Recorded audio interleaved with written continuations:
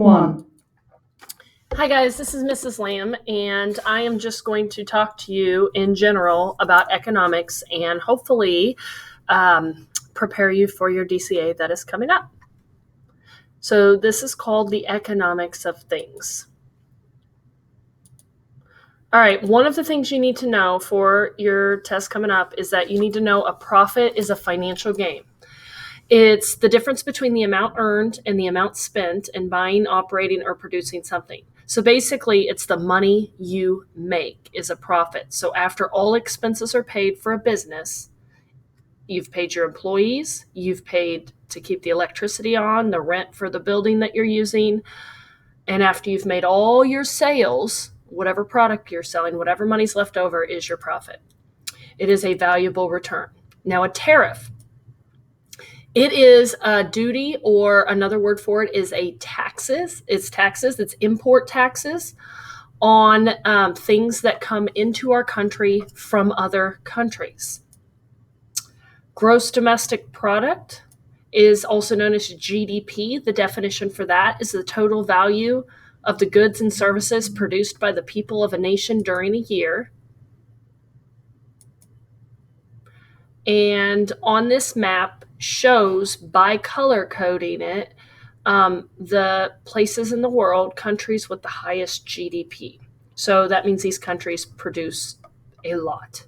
So, of course, the US, Canada, a lot of countries in the European continent, Australia, New Zealand, Japan. And then as you go down to these different colors, the red ones produce the least amount.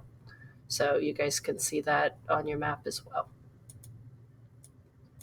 Okay, so some more economics terms you need to know for your test are deflation, which is a contraction in the volume of available money that results in a general decline in prices. In other words, it's where prices go down. This results in money being worth more. Inflation is exactly the opposite. It's the rise in prices related to an increase in the volume of money. It means there's more money out. And because there's more money out, prices go up. And that means each dollar is actually worth less because there's too much in the economy at one time. So this is just a funny cartoon that's meant to, show a kid at a lemonade stand. I mean, back in the day, probably back in the middle part of the 1900s, when kids would have lemonade stands, they'd probably charge like 10 cents or a quarter for a cup of lemonade. And now they're making a joke where this kid won't even accept dollars. So his lemonade's obviously more expensive. And that would be because of inflation. This other cartoon is supposed to talk about gas prices. So in 1984, gas prices were lower. And then it's also making fun of SUVs and how a lot of people drive big gas guzzling vehicles. So the cost of gas has gone up. And then obviously we love our big automobiles in this country.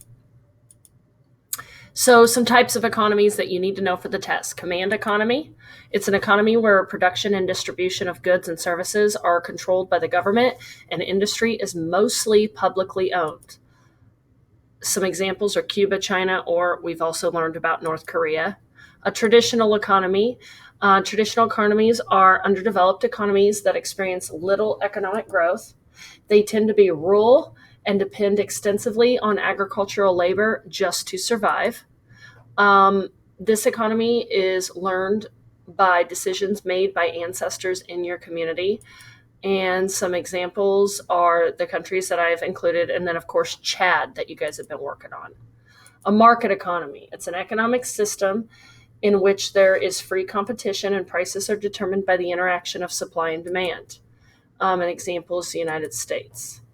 So this shows you some different, cartoons and things that are memes to kind of show you, about some different types of economies. So this cartoon here is making fun of the fact that all of these countries that, if you look closely, USSR, Poland, I think that says Romania, Bulgaria, Hungary, East Germany, Czechoslovakia, all used to be communist countries that would have had command economies, and now all of those have fallen.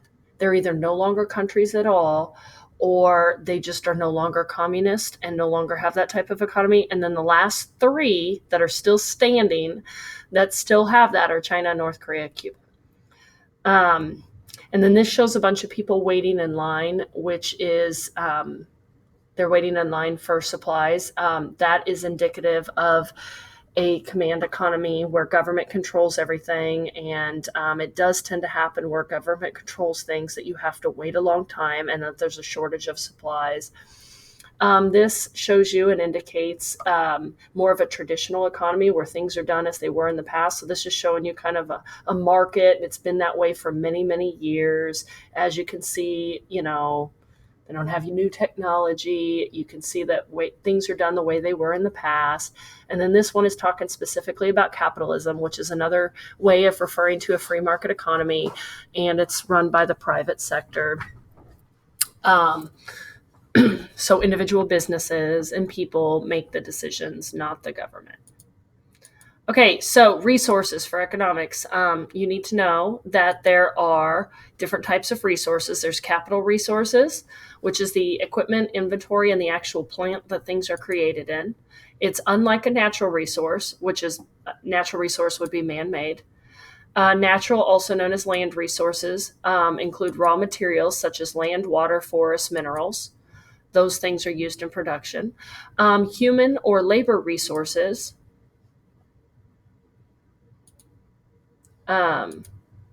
are resources about people, their motivation to work, their knowledge, their skills. And then the fourth one is entrepreneurs. These are the people who bring it all together. So this will definitely, everything in this presentation will definitely be on your test. So be ready. Okay. Another thing you need to know about an assembly line. An assembly line is where workers, machines, and equipment are used to assemble a product. And basically, it talks about consecutively, you go from person to person or machine to machine, and it keeps moving. And each person does a small part of the total project. And so at the end, it would be a completed project. So it's like when we did the bead activity, if you were in the command economy, you had to do it this way. And even if you were in the free market economy, you were encouraged to do that this way. Productivity is the rate at which goods and services are produced. So the higher the productivity, the more your country is producing. So this shows you an example of an assembly line at a where automobiles are made. And so as you can see, they move, and some small part of the job is done all along the way. Henry Ford, who originally created the Model T vehicle, which, you know, is a Ford product and, you know, started Ford. That's what, you know, Henry Ford, that's named after him. He is the person that came up with the idea of using an assembly line to build vehicles, and it has stuck because it is so effective. Over here, you can see, you know, where it's machines working on an assembly line. And there's probably, you know, at least a couple of human operators in there that are controlling these and making sure that they are working properly. Okay, supply and demand. The more people want something is the higher the demand. If there's not very much of it, like if the supply's low and people really want it, it's very expensive. When Uggs were, I think Uggs are kind of still in style, and Jordans or Kobe's. We should talk about Kobe's since they're like $400, and you guys buy those. Some of you do. You know, they are in high demand.